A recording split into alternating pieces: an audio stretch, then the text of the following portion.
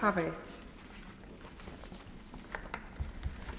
We now come to question number 6, the Modernisation Committee.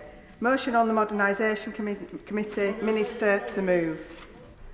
Move formally. The question is as on the order paper. Jeremy Corbyn. Thank you, Madam Speaker. Deputy Speaker, I'm surprised that the Minister hasn't moved this at greater length.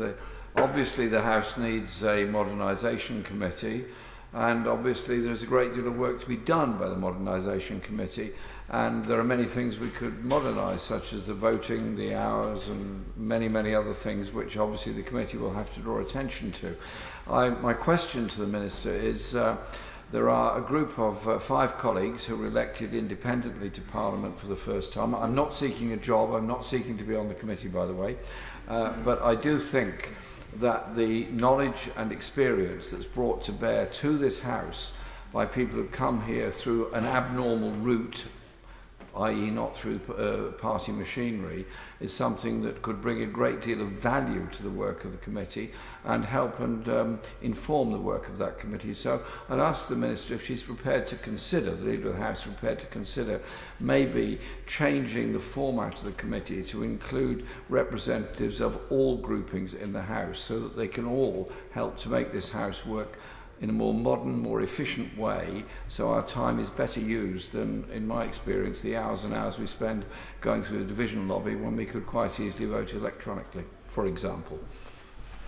House. Well, can I thank the Right Honourable Gentleman for those points? I'm sure he and I share many of the same frustrations, and one of the reasons that we are establishing the Modernisation Committee.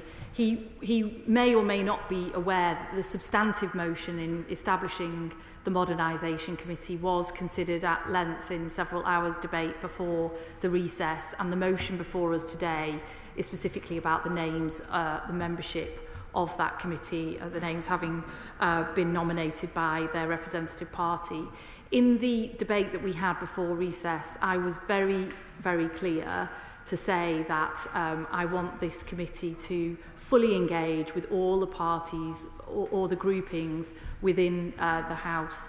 It's not been possible just because of the maths of the situation, and also how would you pick which smaller party, for example, was represented on that committee to have a formal membership. But what I have both in the chamber at this dispatch box and subsequently in writing made absolutely clear is that this Modernisation Committee will meaningfully and continually on an ongoing basis engage with the smaller parties across this House, because as he says, their input will be vital to its work, and I think that's the best way to represent all the different smaller parties and their very differing views about some of these issues.